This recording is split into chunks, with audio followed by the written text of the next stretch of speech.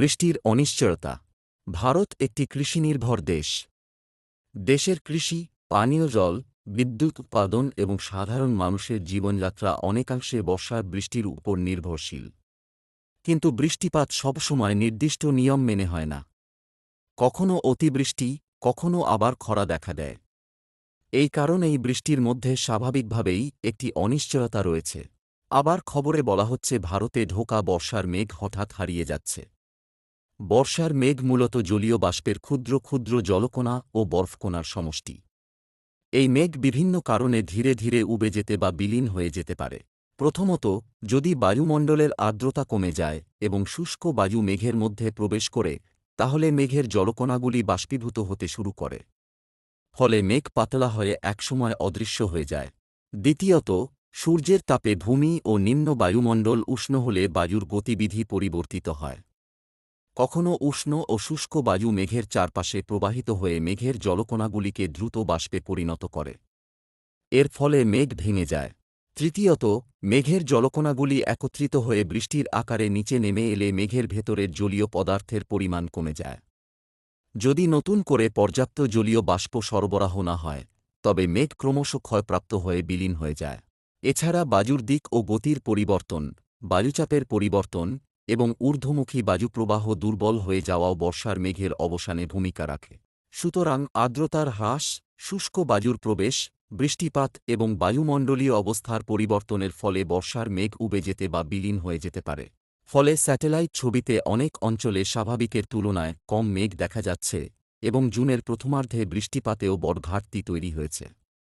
তবে এটি মৌসুমি বায়ুর সমাপ্তি নয়, বরং সামরিক দুর্বলতা বা বিরতি।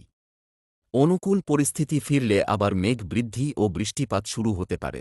অতএব দেখা যাচ্ছে, বৃষ্টির অনিশ্চয়তা একটি বাস্তব সমস্যা, যার মোকাবিলায় বিজ্ঞানভিত্তিক পরিকল্পনা ও কার্যকর সরকারি উদ্যোগ অপরিহার্য। সাম্প্রতিককালে এই অনিশ্চয়তা আরও বেড়েছে এল নিনোর জন্য। প্রশান্ত মহাসাগরের জলের তাপমাত্রা অস্বাভাবিকভাবে বেড়ে গেলে এল নিনো সৃষ্টি হয়। এর ফলে বিশ্বব্যাপী আবহাওয়ার পরিবর্তন ঘটে এবং ভারতের মৌসুমি বৃষ্টিও প্রভাবিত হয়। এল নিনোর বছরে অনেক সময় স্বাভাবিকের তুলনায় কম বৃষ্টি হয়, ফলে কৃষি উৎপাদন ব্যাহত হতে পারে। আবার কোথাও কোথাও অস্বাভাবিক বৃষ্টিও দেখা যায়। এই পরিস্থিতিতে সরকারের দায়িত্ব অত্যন্ত গুরুত্বপূর্ণ। খাদ্য সুরক্ষা নিশ্চিত করতে পর্যাপ্ত খাদ্যশস্য মজুত রাখতে হবে, কৃষকদের প্রয়োজনীয় সহায়তা দিতে হবে এবং সেচ ব্যবস্থার উন্নতি করতে হবে। পাশাপাশি খরা ও বন্যা মোকাবিলার জন্য আগাম প্রস্তুতি নেওয়া জরুরি। জনগণের জন্য খাদ্যের সরবরাহ বজায় রাখা এবং মূল্যবৃদ্ধি নিয়ন্ত্রণ করাও সরকারের গুরুত্বপূর্ণ কর্তব্য। এ বছর এল নিনোর কারণে ভারতে খরা, কম বৃষ্টিপাত এবং কৃষি উৎপাদন হ্রাসের আশঙ্কা দেখা দিয়েছে।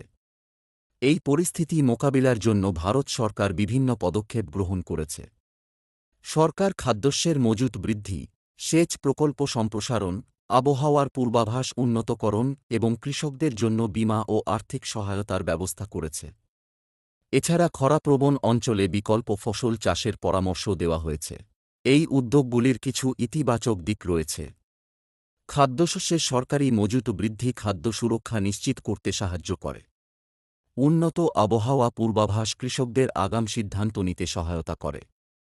সেচ ব্যবস্থার সম্প্রসারণ বৃষ্টির উপর নির্ভরতা কমায় এবং কৃষি উৎপাদন বজায় রাখতে সাহায্য করে। তবে এসব পদক্ষেপের কিছু সীমাবদ্ধতাও রয়েছে। অনেক অঞ্চলে সেচ প্রকল্প এখনও পর্যাপ্ত নয় এবং ক্ষুদ্র কৃষকরা সরকারি সহায়তা পুরোপুরি পান না।